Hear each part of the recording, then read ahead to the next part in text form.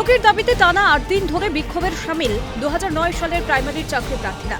দক্ষিণ চব্বিশ পরগনা জেলা প্রাথমিক শিক্ষা সংসদ বা ডিপিএসসি দপ্তরের বাইরে দিন-রাত ধর্ণা অবস্থান চালান। তাদের অভিযোগ ২০০৯ সাল থেকে নিয়োগের আশায় হা-হুতাশ করছেন তারা, কিন্তু নিয়োগপত্র কোনো মতেই মিলছে না চাকরি প্রার্থীদের। অভিযোগ উঠছে দায় ঠেলাঠেলির। আমরা ২০০৯-এর চাকরিপ্রার্থী ক্যান্ডিডেট, আমরা সবাই নিজেদের সিট আছে, তাও আমাদের চাকরি দেওয়া হচ্ছে না। আমাদের হলফনামা এখনও জমা পড়েনি। বিকাশ ভবন থেকে বলা হচ্ছে যে ডিপিএসসি জমা দেবে, কিন্তু ডিপিএসসিতে যখন আমরা জানতে চাইছি এনারা বলছেন যে বিকাশ ভবনে দোষ, একজন আরেকজনের ওপর দোষ দিয়েই যাচ্ছে। পদক্ষেপ নিচ্ছে না। এখন আমরা কোথায় যাব? আমরা বিভিন্ন দপ্তরে ঘুরে ঘুরে আজ কুণাল স্যার মহাশয়ের কাছে আমাদের প্রতিনিধি দল গেছেন।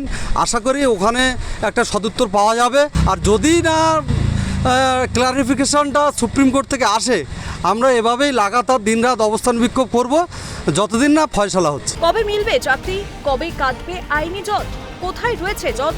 জোরালো হচ্ছে এইসব প্রশ্ন।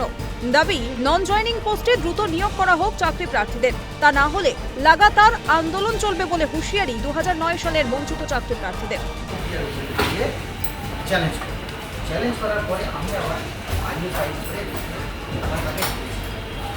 অবস্থান বিক্ষোভের মাঝেই শুক্রবার চাকরি প্রার্থীদের 4 প্রতিনিধি দল দেখা করেন তৃণমূল নেতা কুণাল ঘোষের সঙ্গে।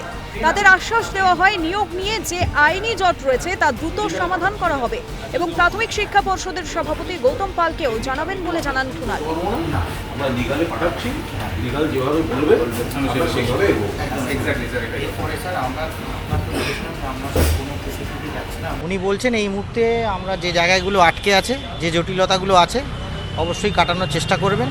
পর্ষদকে আমাদের গৌতম পাল মহাশয়, ওনাকেও উনি জানাবেন। জটিলতা হয়ে আছে আমাদের পরবর্তী যে প্যানেলটা 1834-এর প্যানেল ছিল, 1506 বেরিয়েছিল, তারপরে আবার 364 বের হয়।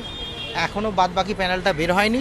হাইকোর্টে প্যানেলটা অর্ডার হতে হতেই সুপ্রিম কোর্ট থেকে স্ট্যাটাসকো নিয়ে এসে কেউ প্যানেলটা আটকে দেয়। ২০০৯-এর প্রাইমারি চাকরি প্রার্থীরা যারা দক্ষিণ চব্বিশ পরগনা থেকে পরীক্ষা দিয়েছিলেন, তাদের অভিযোগ এখনও নিয়োগ আটকে রয়েছে, আইনি জটিলতা রয়েছে।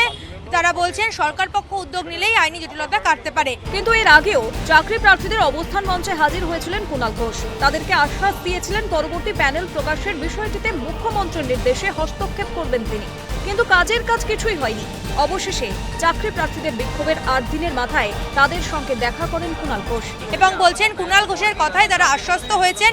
আশ্বস্ত হয়েই তাদের যেই 8 দিনের ধর্ণা কর্মসূচি সাউথ চব্বিশ পরগনা ডিপিএসসি অফিসের সামনে, সেই ধর্ণা কর্মসূচি তারা তুলে নিচ্ছেন।